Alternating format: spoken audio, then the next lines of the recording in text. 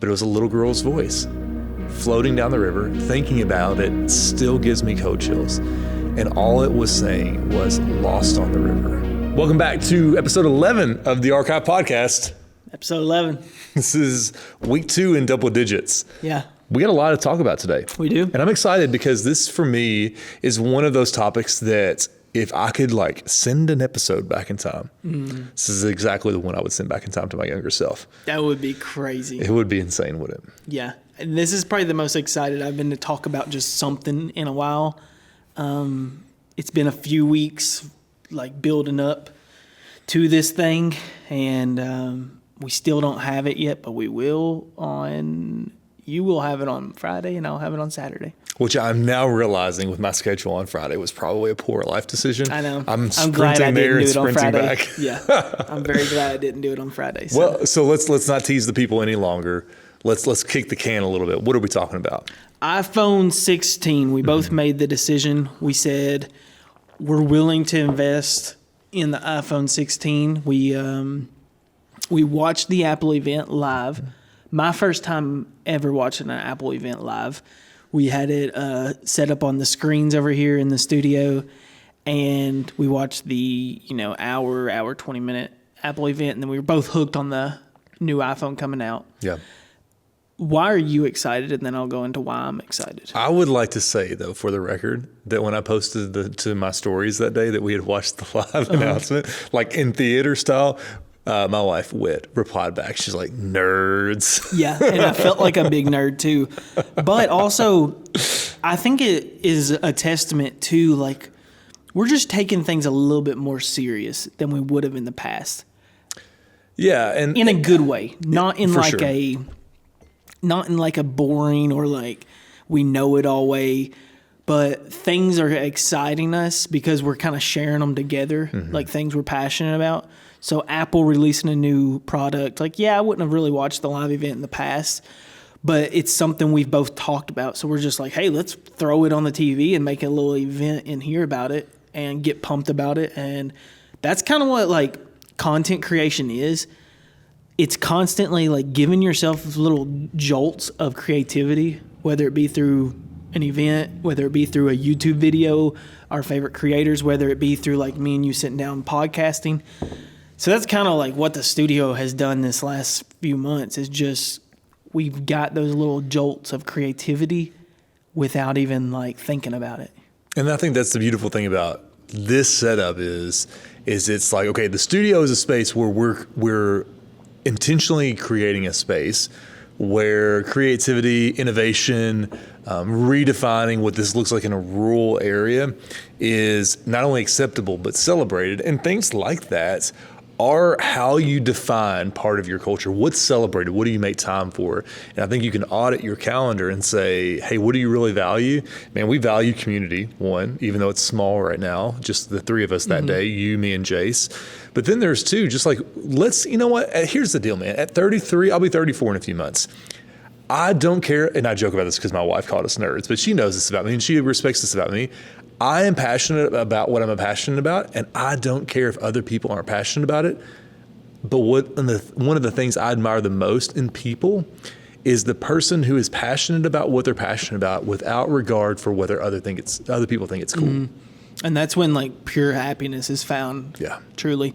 So today, though, you asked me a question a second ago about why do I think the Apple iPhone 16 is worth upgrading to. Roughly, is that fair to say? Okay. So I was watching it. So we're all in the room. We're watching through all of the other devices. They're talking through AirPods. That's an automatic upgrade. 100%. For me, I spend so much time on phone calls, on content creation, content consumption through my AirPods. But I was watching the iPhone 16 announcement, and I kept thinking, oh, that's cool. I have an iPhone 13, it's great. Really, the main two motivators for me buying it or upgrading is the battery life is getting a little worse. And I just feel like it's one of those things where, the camera improvements, 3 iPhones back to now is good to keep up with. And it's just a good trade-in value, all those kind of motivations. But when they got to that shutter button, that slide deal on this side below the lock button, dude, that won me over. And we're going to get into what blew us away about the iPhone 16 and what if you didn't watch the live event, this might just be a good podcast to swift through and say, okay, should I buy the iPhone 16? Let me just hear it from two Nerds. guys that are doing it, and let me hear why they're excited. Yeah. I have an iPhone 12 that I got. It had to be my freshman year of college, which was like 7 years ago. Why do you make me feel old? Are you doing that intentionally? No, but Okay. that makes me feel old too. So just know it is a It's shared, mutual it is a feeling. mutual Okay. feeling. I'm here for it. iPhone 12, it was great. I broke my camera. It has a third-party camera on it. The autofocus is awful. And I do this for a living, right? I need to take videos and photos. Not only that, this camera or this phone has 256 gigabytes of available storage. I teeter around 255 gigabytes used on this phone. It makes me feel nervous on the inside. It when makes you me say feel that. nervous. So if I want to take a video of my precious daughter at home even, I have to go through and delete and sacrifice something else just to take a video. I got the terabyte on the iPhone 16, and we will be taking all the photos and videos that I can possibly take. That is why I'm excited. Like, I have not been able to fully reach my potential of content creation, like with the snap of a finger, in 6 years, basically. So I'm pumped. You inspired me with a new idea. So this podcast is going to cover really, I think, three main services to the viewers. So if you're at the front end of this right now and you're asking us, you're asking yourself, why should I keep watching? I think there's three questions that we're going to answer. One, should you upgrade to the iPhone 16 or buy it if you have perhaps another brand of phone? Two, what are the reasons to upgrade your phone? So those are really two separate things, because you might find that you don't need to upgrade to the iPhone 16. Maybe you want to wait. But I think the third thing that we're going to accomplish is like, how can you use your phone to produce the content that you want to produce? Is that fair? 100%. And I am not the tech guru in this circle right now. You are the tech guru, but I'm gonna Say that loosely. I yeah. am gonna try my best to All right. hold my weight in this conversation. I've even wrote down a lot of notes that I usually would not write down, and I'm pretty pumped about a lot of the things the iPhone 16 showcased in the event. So I wrote those down, the ones that I'm really pumped about, and I'm hoping I can just feed into the tech conversation for part one. Well, let's do a service to all of our folks. So Sunday morning, I had a conversation with a friend of mine who was like, I'm thinking about upgrading too. I saw the announcement. I didn't watch the video, but I saw the announcement. What are the reasons that you're upgrading? Because that's one of the things I shared with him. And I thought, oh man, for people who are not like gearheads like we are, maybe it's really helpful if we just break down the top of the episode. So if the people who aren't worried about content creation want to bow out and go do something else with their time, let's get this out of the way. When it comes down to it for me, what are the reasons that I upgrade my gear, whether it's my iPhone or any of the gear that's over there in our kind of gear area? I ask myself first and foremost this question: is it getting in my way of creating? Now, there are always small inefficiencies or frustrations perhaps, but is it getting in my way? So is it slow? Does it have something that's broken on it? Is there a capacity issue? Those are my reasons. What would you say your reasons for upgrading are? Same exact reasons. We've had this conversation about our routines in our daily life. And I said, like, my physical space, what I try to do is make it as efficient as possible.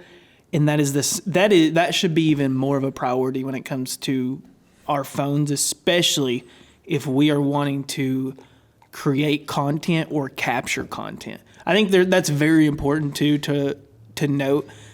This is not just for the people who want to create content. It's for the people who want to capture content. When I say that, I mean family, life, travel, the things that excite you. You should be efficient with your phone to be able to capture those things when you want to.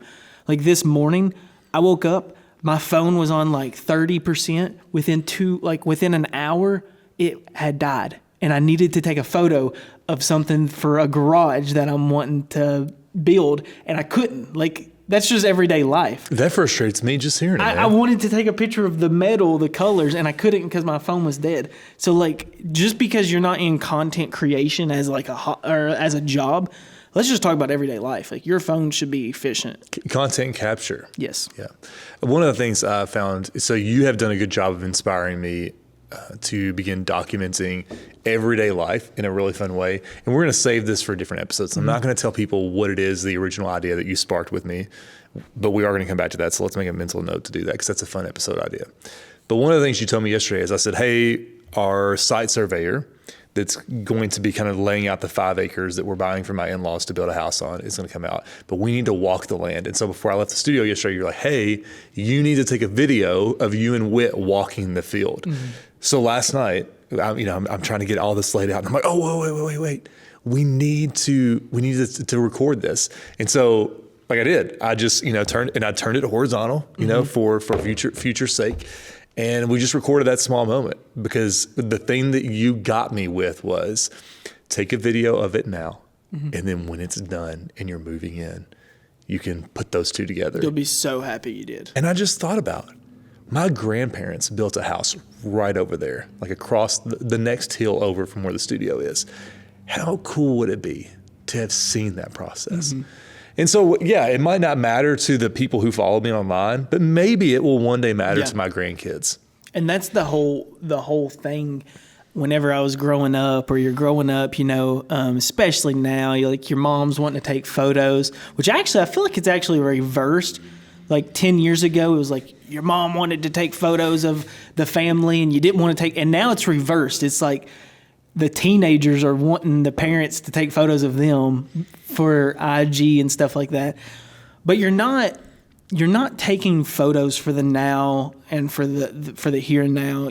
You're capturing content so that one day it was worth it to look back 10 years from now.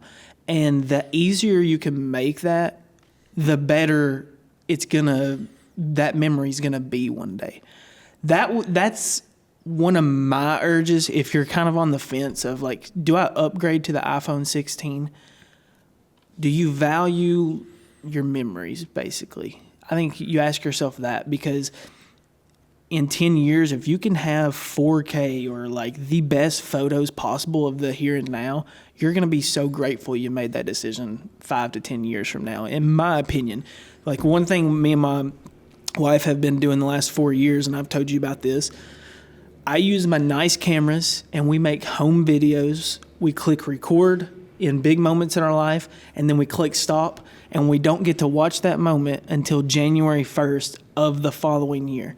And so this year, we started out this year, my wife was pregnant, right, in January. February, we had our first child, and every single big moment in our life, we've clicked record and we've clicked stopped. We've not watched that footage. So January 1st, 2025, we will get to watch our entire year, a movie of our entire year. And that is why I think you invest in a phone. Because now you have a professional camera at your fingertips any moment you want it.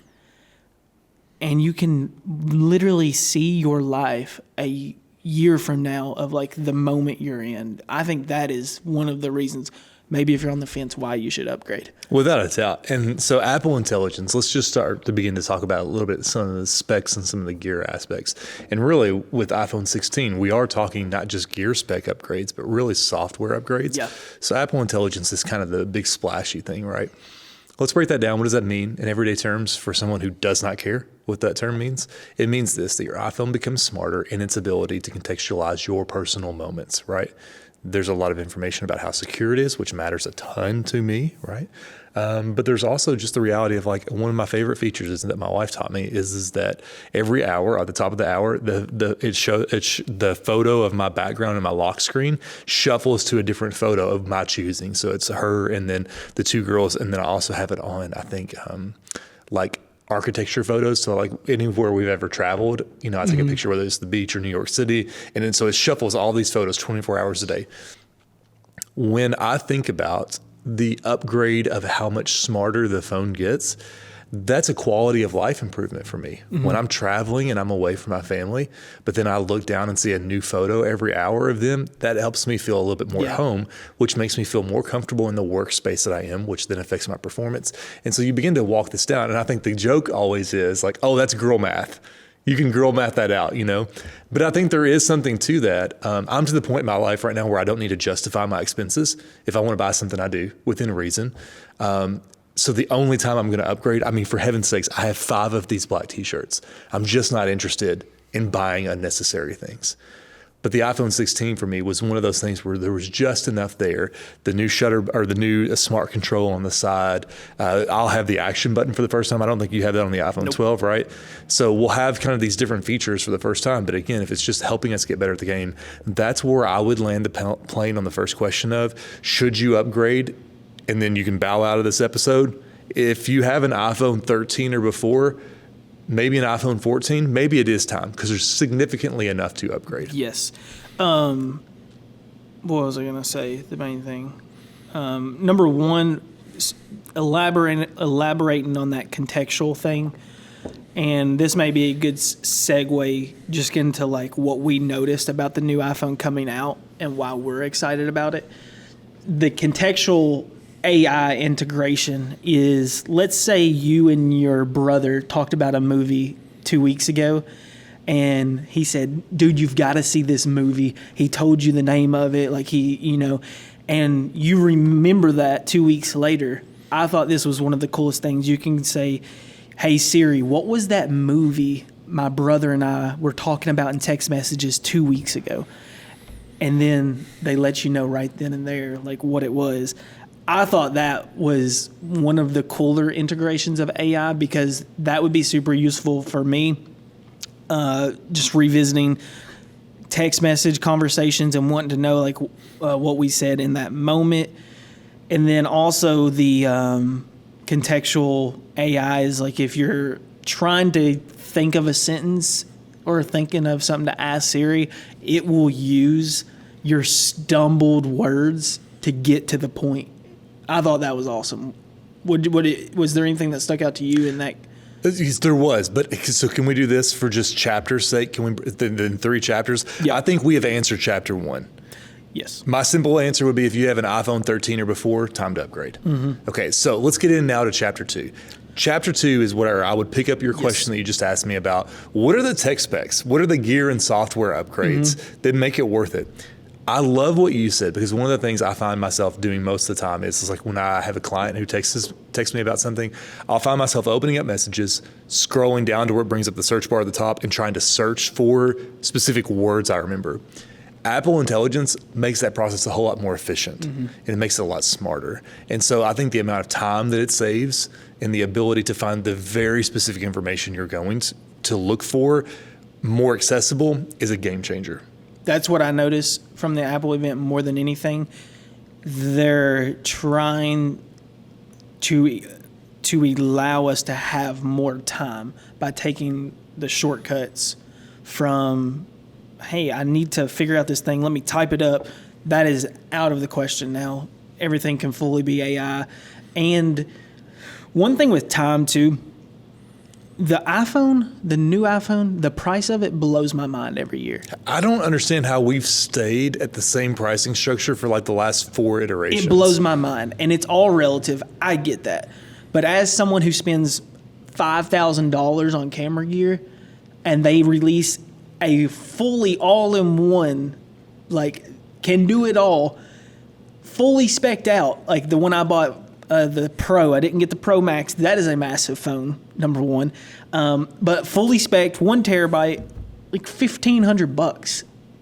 I do not think you can beat that with any type of technology in the world. For that price. A few years ago, there were people who were complaining about the price of an iPhone, like when it first jumped to $1,000. And I thought to myself, I understand their frustration. But when you consider what you can do with an iPhone, it begins to really change the calculus of its value. And I don't just say this as an Apple fanboy. I mean, I do love Apple. That's why I'm in the ecosystem. But I also say it with the critical eye of evaluating whether or not something's worth upgrading to or not. And when you begin to consider, so for instance, and we'll get into this in chapter 3, all of the different things you can do with content production, all of the different like aspects of content production that you can do with an iPhone, it truly is an unmatched value.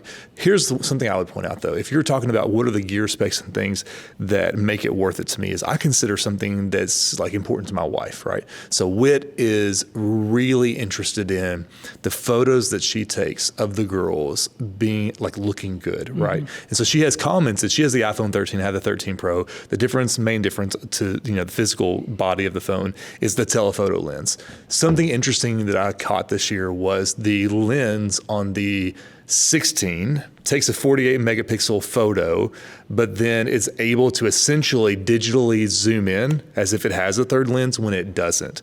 That type of innovation opens up the ability for the phone to be all of a sudden applicable to people who it wasn't before they heard that. So there are additions like that that really, I think, begin to make it an interesting option for people who it wasn't before. Yeah. So let's do this. I've got my list because I want to make sure I really hit on the things that stuck out to me. Yep. I'm not a notes, like I usually don't take a ton of notes, but I wanted to make sure I say these few things. I'll list a few that stuck out to me, and then I'll bounce it over to you. You list a few, and if you want to chime in at any moment, feel free to. Let me think. These are the few that really stuck out to me.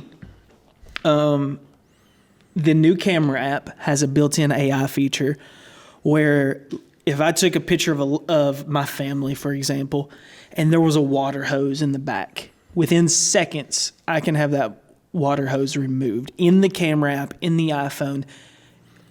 I used to have to airdrop it to my MacBook, go into Photoshop, load up Photoshop, generative AI fill. If you don't know, this might be over your heads for some people, but you had to do a lot to do that. Or back in my days, in the olden days, you had to put it in Photoshop and use like the copy feature or the clone feature. So within seconds, your photo can be, you can take out whatever you want to take out. I don't know if you can add in things. Not sure about that. I didn't really dive deep into that, but that was one of the things that really stuck out to me, just being able to remove unnecessary things from a photo on the iPhone in the Photos app immediately. My favorite thing, though, about the iPhone 16, and this is great for me. I'm not a great writer, never have been, not great at grammar either. Like I send everything to my wife before I post it. The iPhone 16 has an integrated AI writing tool within the keyboard. So let's say you're on Instagram and you're about to make a post, like I do a lot of times, and there's a lot of words, there's a lot of verbiage, there's a lot of things that I'm going to mess up. The iPhone 16 has the integrated writing tool to basically ChatGPT built into the keyboard. And it might be, is that correct? Do you remember? Okay, so here's what I will say, caveat. I do not know that specific aspect of it, but what I do know is that Siri's integration with ChatGPT is their large language model, their LLM that they're using. Yes. So that's huge for me, being able to proof everything I'm writing right then and there in real time in the app. Don't have to go back and forth between apps or copy and paste my captions or my posts or my emails. Like that is massive for me. That will save me so much time in business, especially like if I'm sending like these are real things that I think we do as content creators. Like I'll email myself a caption to my email so I can have it on my laptop compared to my phone.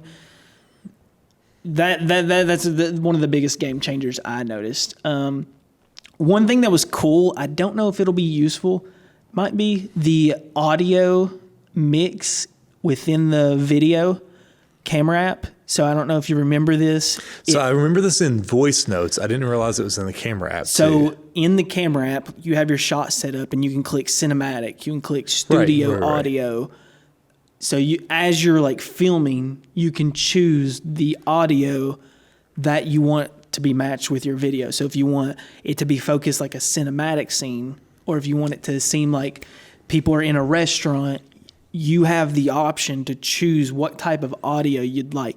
I think that'll be huge for business owners wanting to create good, crisp audio. So let's say you have your phone in front of you and you want to set it up on a tripod and do a video that you want to post on Instagram that night. You might be able to really hone in on better audio with just this and nothing else, compared to a lot of content creators have those wireless DJI mics right now, might not even be necessary anymore. And man, there's so much right there. Software mixing hardware adaptations, like that's an interesting conversation.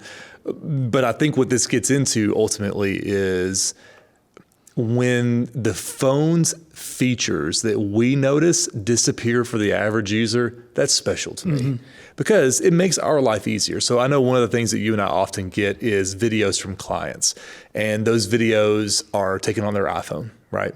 And they get better and better every year because people are upgrading their phones. And so the video quality is better. The audio quality is better. The shot composition, because people are able to see a better preview in their phone. Like all these things are getting better. So when I consider, all of these upgrades, what I love about them most is they seem kind of not as big of a deal to most users, but they're things that we notice. Yes. We notice them. And we've talked about this. You do a lot of live events, and there are times where you need to integrate iPhone quality or iPhone captured content onto massive LED screens, and having the ability to just match it up a little more cohesive. The audio sounds a little better, probably a lot better, but things like that make a massive difference for content creators, video production agencies, things like that. One more thing about the audio too, and this may just be an iPhone thing because I don't think this is a massive issue on iPhones already, but it caught my eye in the Apple event, is the windbreak audio recording on the camera app. So if, of course on the Apple event, they used the sample. She was in the wind and you couldn't hear the wind at all. If that is actually efficient, I think I would love that. That is one of the things that I noticed for like you and I, but also it's one of those things you and I notice, but everyone else also notices. They might just not be able to articulate it. People can deal with bad video quality, but if that audio quality is terrible, they're clicking off the video. 100%. I mean, the video quality, let's say on a scale of 1 to 10 is a 4. The audio quality is a 7 or 8. They're going to keep watching. Yeah. If the story is good. But if that audio quality is a 3 or a 4 and the video quality is a 7 or 8, man, they just don't care. And so I think that speaks to a little bit of our evaluation of content. What else do you have on your list before we move to chapter 3? Last one, and I think you like this as well. Messages can be sent through satellites, so you are never off the grid. I think it's more of just a gimmick for me. I'm not off the grid a ton, but like that's huge for me as a parent, knowing that like we are moving in the direction that we will not have to worry about our kids ever being unsafe, and they'll always have access to communications. I like that, just thinking about the future. I don't know if it's actually useful yet. Like, we'll see. I'm so glad that you brought that up because I have found, last year at Christmas, right? I am traveling. I'm in Harrodsburg, actually, and we're at Shaker Village. I'm leaving there, and I lose cell phone coverage. I'm on Verizon. For some reason, it's not on the back roads where I'm at. And there was this moment where I was like, I'm in civilization. There are paved roads here. But if I had to text someone to ask them, where do I need to go to get out of here? Like I couldn't, like it was one of those moments where I was like, I'm in a place that I expected service, but I can't exactly find my way out. Here's the beauty of it though. I have been, a quick story time. When I was about 11 years old, we were camping in Mammoth Cave. We had hiked in. It was my dad, my brothers, my uncles, cousins, and we were on the riverside. We'd hiked 3 miles in off of a ridge line down to the riverside. We're having a great night. Good eating, the whole deal. Suddenly, I look to my cousin, who's several years older than me, and his ears perk up. And I'm like, and this guy is cool as a cucumber. I love him. And his ears perk up, and I look at him, and he walks over to the river, stands up kind of on a rock perch out over the river, and he's like, guys, come here and see if you can hear this. So surely the younger guys could hear it. The older guys had a hard time, but it was a little girl's voice. floating down the river, thinking about it still gives me cold chills. And all it was saying was lost on the river. And to this day, I'm just right back there in the moment. So my oldest brother and my dad set out to follow the ridgeline. What they find is a family stranded on the other side of the Green River in Mammoth Cave who had put into the river with a blow-up rubber raft to do a 4-mile stretch. They had punctured it because Green River is full of downed trees, as most rivers are. It's just kind of a feature of them. They were wet. It was cold. They were on the verge of hypothermia. And so when I think back to that moment, something like if we wouldn't have been there, they were up against a rock cliff. There was no getting out for them. So my brother and my cousin, they run out, are able to get a hold of a ranger. At the end of the day, everything's fine. Everyone's saved. But I think about situations like that. Cell phone service still doesn't really exist in Mammoth Cave, but satellite does. And so I think, this is my theory, it's a little deep for a second. I think this time next year, there are going to be at least several hundred people who are alive that wouldn't have been had this technology not existed. And that number is only going to go up years from now. Yeah. It blows my mind. There are still places in this nation that you cannot have cell phone service. Yeah. That also just blows my mind. So this is a massive step in the right direction. Yeah, and of course there's trade-offs. I get it. When you think about how does that work, that means we have to have an awful lot of satellites in orbit, which obviously interrupts nighttime photography, astrophotography. So there are trade-offs there, and it's an ethical question of what's.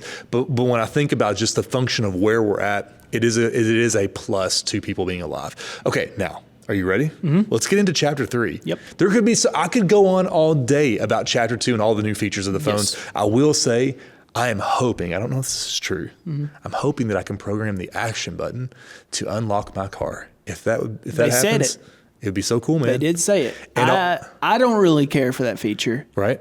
And that's the beautiful thing. Yeah. I can choose what I want that feature to be. Right. And then also the little smart feature here on the side. So let's not be naive to think people know what we're talking about in this moment. So let's just dumb it down for a second. Okay. So in place on the iPhone 13, there's a physical switch here. I'm a millennial. I haven't had my phone off of vibrate or silent since like 2009. Okay. So that then has become a button with the iPhone 15. You can program it to do different things. I think like maybe turn the flashlight on, start a shortcut on your phone, things like that. Supposedly, you can use that button like a single or double click to like my Volkswagen. I have an app that can unlock and lock my car or remote start it. I'm hoping it's like a double tap and then my car unlocks without me having to open the app and go through the process. Yeah, and you can design that button to pretty much whatever you want. That was pretty cool. Yeah. Then also the camera. So we're kind of still in chapter 2. It's okay. Let's just finish it out. We're going to finish it out. We're geeking out on chapter 2, but the camera on the new iPhone is really cool. It is within one tap. There's like, if you can visualize like an actual camera, the button is where the button would be kind of on a camera. Like the shutter roller. It's the same concept. Yep. So you click that one button, and then now it's pretty much a touch bar. So if you ever had one of the like 20 to 20 to 20. I think it's 2017 to 2020 MacBooks. Okay, so if you ever had one of those and saw the touch bar, they're kind of integrating that on the new iPhone, which I think is going to be cool. Oh, I cannot wait. Yeah, I was a little like whatever in the moment of the Apple event, but the more I've thought about it, it's going to be efficient, and I think I'm going to love it. I'm just a little worried that I'm not going to be able to use my wallet case, so they're going to have to design one. I love you. You got to let the wallet case go, man. Get you a MagSafe wallet. Come on, beckon you into the 2020s. We'll see. Okay, but on that note, I will say, this is the last thing I promise I'm going to say on the iPhone 16 smart control thing, whatever that's officially called, is one of my favorite things to do with photos is to lower the exposure. So you get a little bit richer dark tones that you can always bring up in Lightroom. And the fact that I can click on that and have a shortcut set to where all I have to do is drag my finger down a little bit. Because right now it's kind of a confusing process of like, where do I touch on the screen to bring the exposure down? I'm excited for that. Like, I'm very excited for that. That will be really cool. All right. Let's transition. I'm sorry. I will admit I held us down in chapter 2 too long. I actually thought you were going to go pretty a lot heavier. Was that moderate? Yeah, I thought you were going to go a lot heavier in chapter 2. But Also, before we go into chapter 3, I know that we're going to get comments on this. Mark, I'm talking about you specifically. We're going to get chastised for not saying what we're drinking earlier in the episode. And I also want to say this. We both apologize. We do. These mics are hot. Are they hot today? In general. Oh, in general. And whenever one of us is not talking, I know. That's usually the cue that we like to drink our coffee. Yes. The mics pick up a lot of sound, Yep. and so I am doing my best to take drinks away from the mic so that there is no ASMR slurping over I would like to give Joe my official apologies for slurping my flat white a few weeks ago. It did not have a hole on the other side of the lid for the air to come through, and it was not great. Listening back, and also there's a reason these microphones are not pointed at our mouths like normal broadcasts. These are our shotgun mics off of our cameras, and they are designed to be pointed like at the chest. Yeah. So They're not designed for podcasting. they are not, but they sound great. They sound phenomenal. Yeah. Sunnergoss, right? Yeah, and it's the green label. It's one of the green labels. So I'm trying to see over there. Louisville roastery and coffee shop. Very good coffee. They supply some of our favorite local coffee shops. Vibe. Yes. They supply Vibe coffee. They supply Ace. Is it Ace City or Ace Coffee in Cave City? I don't know. Can't remember. All I'm saying is that coffee shop is phenomenal too. It's a cool Incredible coffee shop in Kentucky.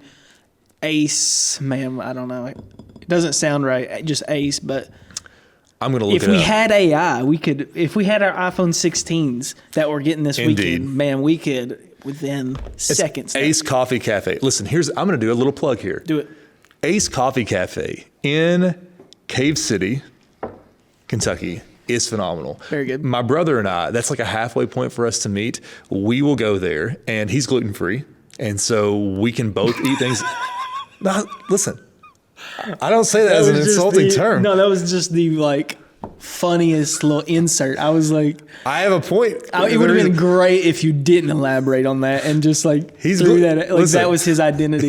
Yeah, he's gluten free. I'm sorry, he's gluten free. No, he's gluten free. So he has options. I have options, but they have just an incredible atmosphere. They have great food. If you haven't been to Ace, It's good. Coffee, it's worth the drive, man. It's Very incredible. cool spot. Yeah. All right. I digress. So let's get into chapter 3. Let's do it. Content creation. I have a meeting I need to get to, back to our normal day jobs. So let's break it down, man. Let's set a clock here. So I'll actually elaborate on that. One of the most useful things, number one, what is the good uses of an iPhone? Let's just bounce back and forth. Okay. So mine actually would be pertaining to meetings, the Notes app. It is my most used, I'm telling you, it is my most used app, aside from social media. It is my most useful tool on the iPhone. And the coolest thing, I don't want to go back to part 2, but the iPhone 16 is integrating a voice recording. Like you have a meeting in a second. You will be able to record that entire meeting on the iPhone 16. The Notes app or the voice memo app, one or the other, will break down the most important moments from that meeting and put it in the notes for you. That's awesome. Here's what I'll say. People want to often make things. So this is my piece of advice to business owners, content creators. There is such a temptation to go after the shiny new thing, right? Like the shiny new note-taking app, the shiny new creation app. Listen, Apple Notes, I started out using it in 2008, 2009 when I bought my first MacBook with my graduation money from high school. I started using it, and then I was like, oh, Evernote, oh, all these Notion, all these other notes. And you know what I'm back at and use as a professional? Apple Notes. Yes. It's searchable. You can tag it, Shareable. all the things. It's Invite. it automatically. We invite each other to a lot of notes. Great tool. It's incredible. So can I show the people? I would like to show the people something. Yeah. So here is you might or might not be able to see it. This is the home screen of my phone. So I have no apps. I don't know if you can see that. I have no apps on the home screen of my phone. But what I do have at the bottom are 3 apps that I use most often.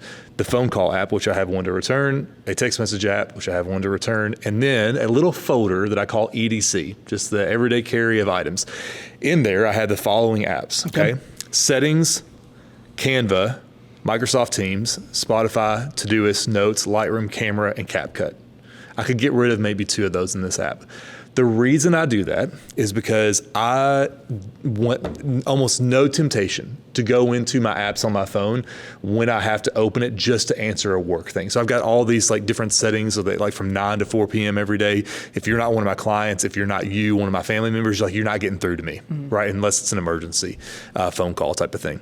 All that to say though, those are the apps that I use the most. And here's the deal. They cover the span of, let's imagine working with a client. Pre-production, that's Notes. Production, that's the camera app, that's Canva, that's Todoist, all those things.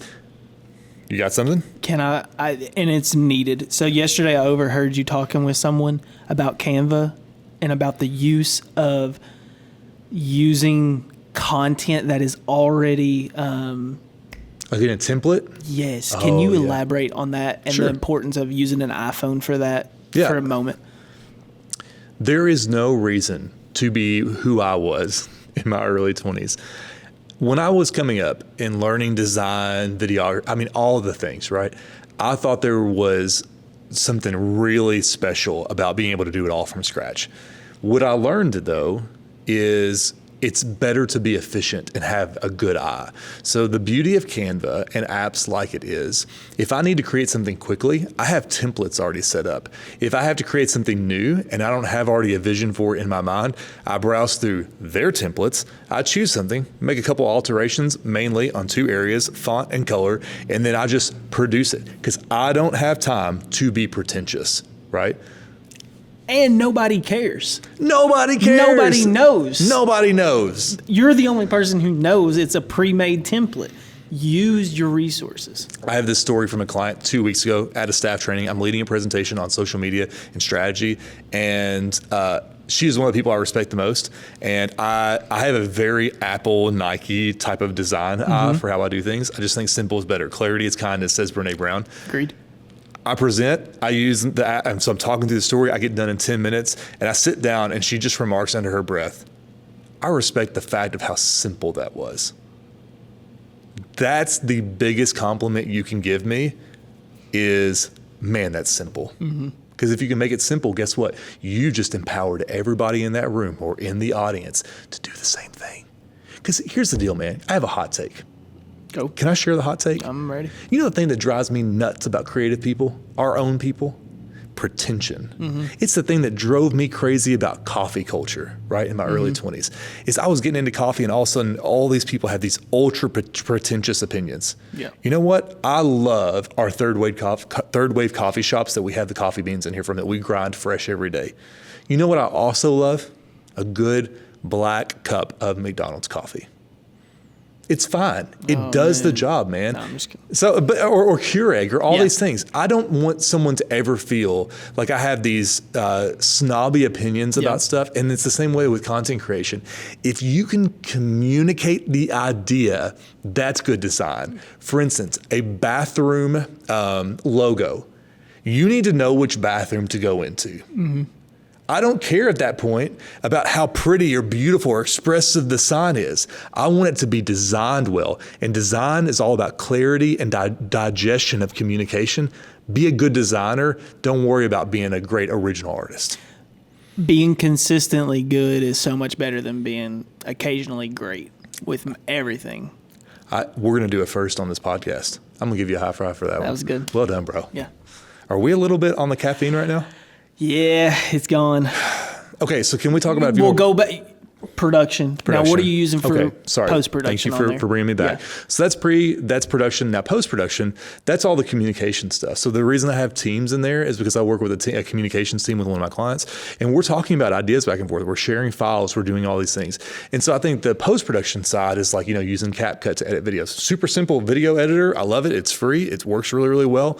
Using Lightroom. Oh my goodness. I don't make a post on my main timeline without just doing a little Lightroom edit, putting a little mask on there, bringing up the shadows. It's stuff that I enjoy doing. So that's my post-production workflow. But I would say this. Every tool that creatives 20 years ago would have killed for are on my phone right now. Yes. I have booked more clients using this. I have booked most clients using this rather than because I had the $5,000 camera, because I had the $500 gimbal, the $1,000 drone, and the list goes on. Anytime I post on this, results follow. And that is like, I would say the rate is 90%. When I post, I see results. That's just how it is. Don't overthink it. All the tools are right here. Like, yes, there's a lot more tools that we could go into, but also like find what tools work for you. Like if you're listening to this and you want to know what tools, search those types of tools. It's really easy to figure out what's good and what's bad pertaining to what you're wanting if you just do like a little bit of research. And the thing I would tell people is experiment. You know, experiment with what is the lowest cost option to get that thing done. You know, for instance, with your video production, this is what I tell people all the time. Open up the camera app. I'm going to turn it on selfie mode. So this isn't even the best camera, but I'm looking at myself right now in the preview and it looks great. You know why? Not because the camera is great, but because I have a good light source. Yeah. I have good composition. I'm using up the right amount of space in the frame, and it's close enough to me where the mics on the phone can pick up my voice with clarity. Yeah. That's it. Lighting, composition, how you show up in the frame, and sound. Within 10 seconds. 10 seconds. It's done. Don't overthink it. Don't overthink it. Have the idea, communicate the idea. Mm-hmm. I love it. Boom. Good. I love it so much. All right. So here is what I would say. If someone's wanting to know more, I have a resource I would like to share. Okay. Do you have a resource you would like to share? No. Okay. There is an old slide deck. In last week's episode 10, we referenced Gary Vee. Mm-hmm. When I was first coming up in this, I know a lot of people have like strong opinions about Gary Vee, like, oh, he's a charlatan or this or that. I think it's great because he's got the results to prove it. And he just kind of is who he is in the sense of one of his sayings that I like the most is like, don't look at what I'm saying, watch what I'm doing. And if the results aren't there, then you don't have to listen to him. But I think a lot of times the results are there. Back in 2018-ish, he released a slide deck. It's like 52 pages. It's a PDF. I'm sure you can Google it and find it. The way that he breaks down content production from the standpoint of basically having a big hero piece that you then break up into different pieces of content from that main hero piece. So a very clear example, our podcast is the hero piece. Yes. It's 45 minutes long. We then break it up and put it on different social media platforms, different clips throughout the week to promote the podcast. If people never watch the entire podcast, it's fine because the clips help communicate our ideas. Go look up that Google Gary Vee content slide deck. Mm-hmm. I have one more resource, actually. Me and you and I. All right, Brusky. Reach out to us. I mean, Yes. ask us a question or two. Yeah. Like we want to give back. We want to share some knowledge. Yeah. And there's tons of people that we can point you to if you have even more specific questions. Maybe you're like in radio. We have friends who are in radio. If you have if you have questions about TV, we can point you to friends in TV. But we are here to answer your questions. Yeah, I just love the idea of being helpful. I love it. I think it's a wrap. So, all right, we will see you next week for episode 12. Yep. Until then, thanks Peace. for watching. Love you.